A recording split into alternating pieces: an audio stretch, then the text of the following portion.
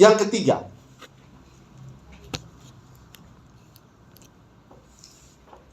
ayat yang keempat bagian C. Kita baca sama-sama 1, 2, 3. Mereka ditebus dari antara manusia sebagai korban-korban sulung bagi Allah dan bagi anak domba itu. Mereka tetap menjaga agar hidup ibadah dan penyembahannya itu berkenan kepada Allah. Kita semua sudah ditebus. Amin. Ditebus dari apa? Ditebus dari cara hidup yang lama, dari cara hidup yang sia-sia, dari cara hidup yang berdosa, dari cara hidup yang membelakangi Tuhan dan mengikuti cara hidup dunia ini. Allah dalam kasih karunia-Nya mengirim Kristus untuk menebus kita dengan satu tujuan, supaya kita mempersembahkan dan menjaga hidup kita, ibadah kita, penyembahan kita berkenan kepada Allah. Amin. Masing-masing kita akan mengetahui apakah ibadah saya berkenan kepada Tuhan. Apakah penyembahan saya berkenan kepada Tuhan? Apakah doa saya berkenan kepada Tuhan? Apakah persembahan saya berkenan kepada Tuhan? Dan semua itu Allah menakarnya. Allah yang mengetahuinya. Dan hal ini menunjukkan sebuah ciri dan kualitas sebagai persembahan yang hidup. Bahkan persembahan yang hidup yang paling unggul di antara banyak manusia. Dan hal itu berkenan di mata Bapa Surgawi dan juga di mata anak domba. Dan hal ini berbicara tentang persembahan kehidupan dan juga persembahan kematian yang berkenan di hatinya Allah. Amin. Jangan sampai kematian kita kematian yang tidak berkenan kepada Allah. Tapi Alkitab selalu katakan, berbahagia orang yang mati dalam Tuhan. Artinya kematian kita berkenan kepada Tuhan. Itu sebabnya jemaat dikasih oleh Tuhan Yesus Kristus dalam Roma pasal 12 ayat 1. Karena itu saudara-saudara, demi kemurahan Allah, aku menasihatkan kamu supaya kamu mempersembahkan tubuhmu sebagai persembahan yang hidup, yang kudus, dan yang berkenan kepada Allah. Itu adalah ibadahmu yang sejati. Jemaat yang dikasihi oleh Tuhan Yesus Kristus, biarlah kita dalam terang Kristus melihat bagaimana penyembahan kita, bagaimana ibadah kita kepada Tuhan. Apakah berkenan kepada Dia? Apakah kehadiran kita di sini betul-betul sebuah kehadiran sebagai satu kerinduan untuk mengalami Tuhan? Ataukah kita hanya sekedar orang Kristen yang baik dan hari Minggu harus ke gereja? Masing-masing kita yang mengetahui. Oleh karena itu, Paulus mengingatkan kita dalam kemurahan Allah. Paulus menasihatkan kita supaya betul-betul menilai keberadaan kita, kehadiran kita, ibadah kita, penyembahan kita, persembahan kita. Apakah itu berkenan atau menjijikan bagi Tuhan? Penulis kitab Wahyu ini mengatakan, mereka ditebus dari antara manusia sebagai korban-korban sulung bagi Allah dan bagi anak domba itu. Kita harus mempersembahkan hidup kita sebagai korban yang berkenan kepada Allah dan juga bagi anak domba itu. Jemaat yang dikasihi oleh Tuhan Yesus Kristus, memang tidak mudah. Tidak mudah. Karena dunia dengan segala kemewahannya, dunia dengan segala kesenangannya, mengajak kita, menarik kita untuk menjalani kehidupan seperti cara dunia. Tetapi orang yang hidup dalam terang Kristus selalu tetap menjaga agar hidup ibadah dan penyembahannya berkenan kepada Allah. Bukan saja di gereja ini, tapi ketika pulang dari sini, ibadah kita di sini akan diuji ketika kita pulang. Dan kekuatan ibadah di sini akan memastikan kemenangan di luar sana. Amin. Karena itu jemaat yang dikasihi oleh Tuhan Yesus Kristus, mari kita sama-sama terus berjuang menilai sejauh mana ibadah kita kepada Tuhan. Dan yang terakhir, Dalam ayat yang kelima, kita baca sama-sama. 1, 2, 3. Dan di dalam mulut mereka tidak terdapat dusta dan mereka tidak bercela. Kita lihat sini, dan di dalam mulut mereka tidak terdapat dusta, mereka tidak bercela. Ciri yang keempat, tetap menjaga integritas dan kesalehan hidup di hadapan Allah dan manusia. Tidak terdapat dusta dalam mulut mereka. Mereka tidak bercela dalam menjalani hari-hari hidup mereka. Ini berbicara tentang ciri dan kualitas integritas dari sebuah penyembahan di hadapan Tuhan, yaitu kehidupan yang saleh, yang tidak tercela, yang tidak bercela, bukan kesalehan agamawi atau kesalehan palsu. Banyak make up-nya sehingga kelihatan cantik. Terlalu banyak make up, tetapi sebenarnya di dalamnya reot semuanya. Betul ya? Terlalu banyak pakai make up sehingga orang tidak bisa mengetahui bagaimana dia sebenarnya. Tapi ketika make up itu dibuka, barulah ketahuan, oh, begitunya dia. Ya kan? Yohanes katakan bahwa orang-orang yang hidup dalam terang Kristus itu, mereka menjaga integritas. Bukan penipu, bukan pendusta. Kalau kata almarhum Prof. Sahetapi, bau mulutmu itu busuk. Ketika dia ngomong di satu stasiun televisi, dia bilang, sekalipun kebohongan itu berlari secepat kilat, tapi satu ketika kebenaran akan mengalahkannya. Itu pernyataan dari Prof. Sahetapi. Sehingga dia bilang sama seluruh lawyer yang ada, coba sekali-sekali rasakan bau mulutmu itu. Busukkah atau harum? Supaya jangan banyak bohong, kata Prof. Sahetapi.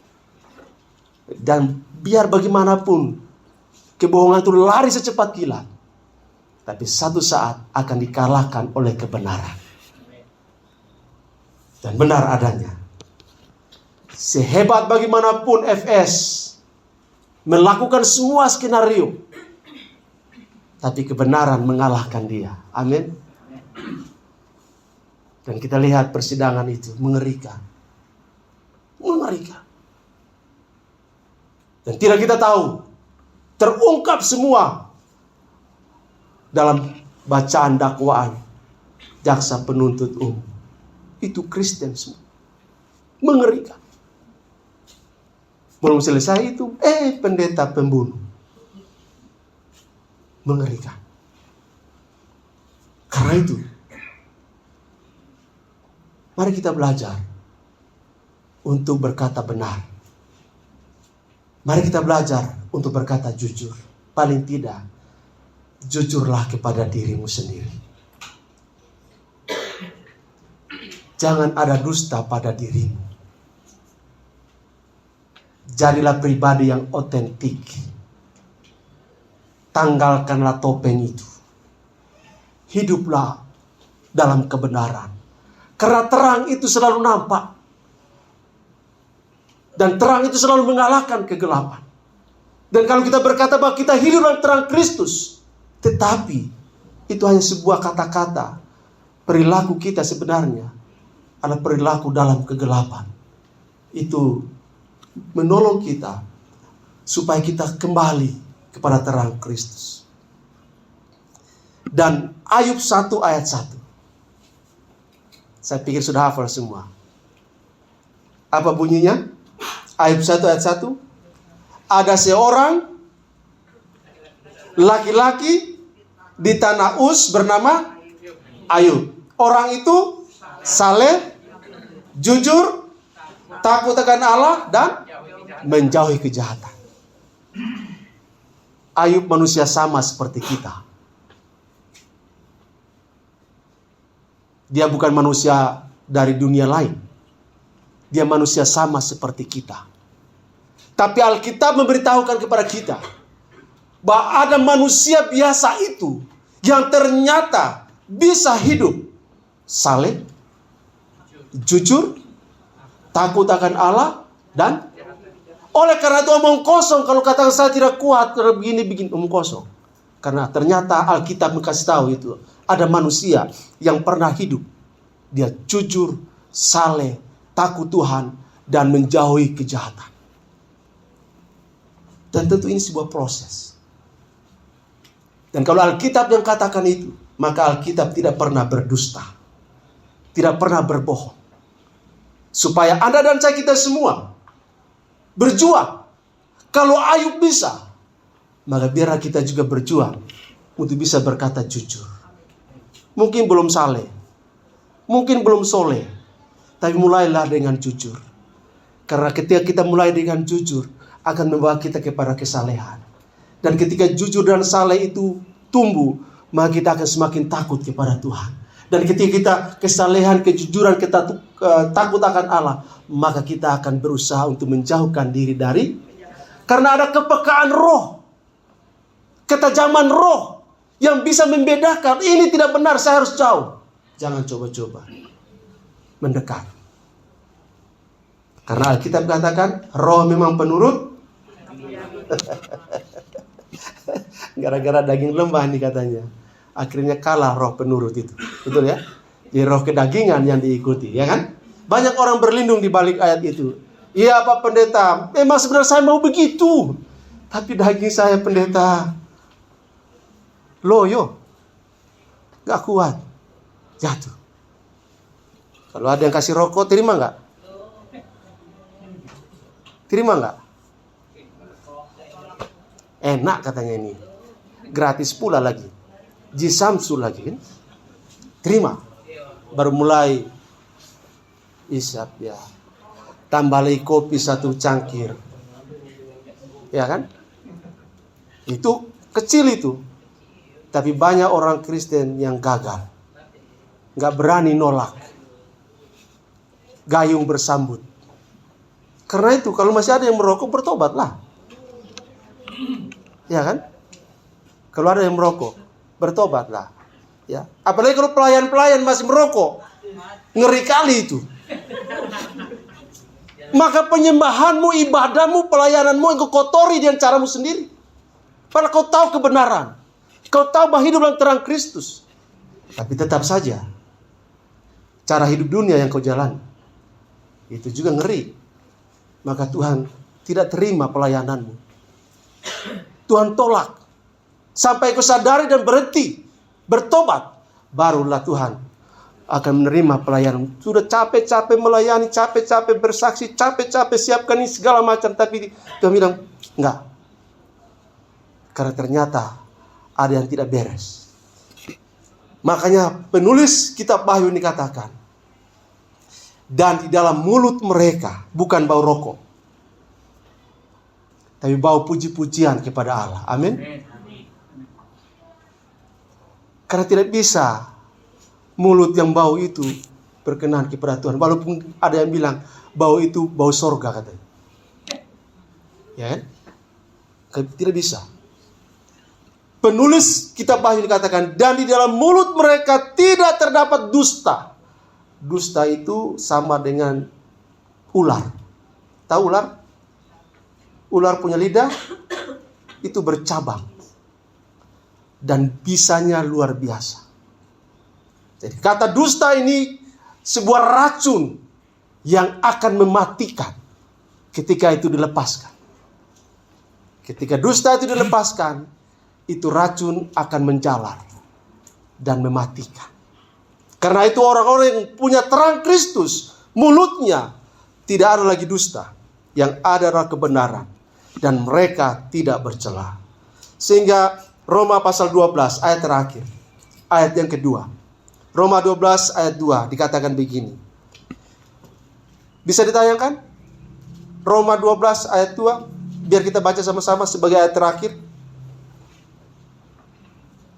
Kita baca sama-sama 1, 2, 3.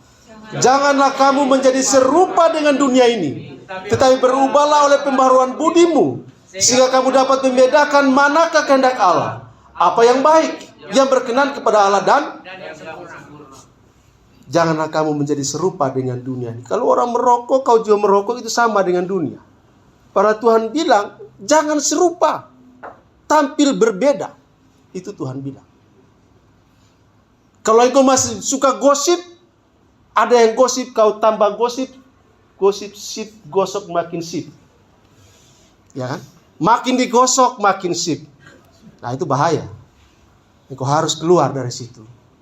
Karena engkau ada dalam terang Kristus. Bukan menjadi mata rantai penyambung menjelekkan orang, menggosipkan orang. Tidak. Mulut kita, hidup kita, jangan menjadi serupa dengan dunia ini. Tapi berubah. Tiap minggu dengar firman, tiap hari dapat renungan, tiap hari baca Alkitab, masa tidak berubah? Begitu-begitu terus. Kan keterlaluan. Apa yang dibaca? Apa yang direnungkan? Kalau begitu hanya sekedar. Karena firman itu katakan, apa yang datang dari Allah tidak akan kembali dengan sia-sia. Betul? Dia akan bekerja mengubah hidup kita. Tapi maukah kita diubah dengan firman itu atau hanya sekedar? Lalu ketik amin, selesai. Ya kan? Berubahlah oleh pembaharuan budimu. Budi kita sudah dirubah oleh Tuhan melalui Roh Kudus dan firman-Nya. Tapi kelakuan kita masih saja tidak berubah. Dan akhirnya tidak bisa dapat bedakan mana yang baik, mana yang berkenan, mana yang sempurna. Tidak bisa, karena sama dengan dunia. Itu sebabnya jemaat yang dikasihi oleh Tuhan Yesus Kristus, biarlah pernyataan kita bahwa kita hidup dalam terang Kristus. Maka ada tanda-tanda bahwa kita tidak membiarkan diri kita terkontaminasi oleh cara hidup dunia ini. Kita tidak membiarkan diri kita mengikuti pimpinan dunia ini, tapi terus membiarkan diri dipimpin oleh Tuhan Yesus dalam seluruh gerak hidup kita. Dan biarlah kita tetap menjaga agar hidup ibadah dan penyembahan kita berkenan kepada Allah dan kepada anak domba itu. Dan tetap menjaga integritas dan kesalehan hidup di hadapan Allah dan manusia. Itu sebabnya ketika kita hidup dalam terang Kristus dan ketika kita bicara, maka orang akan berkata, memang kalau anak Tuhan itu bicara beda. Karena ada kekuatan kebenaran di dalam. Biar Tuhan memberkati kita. Amin.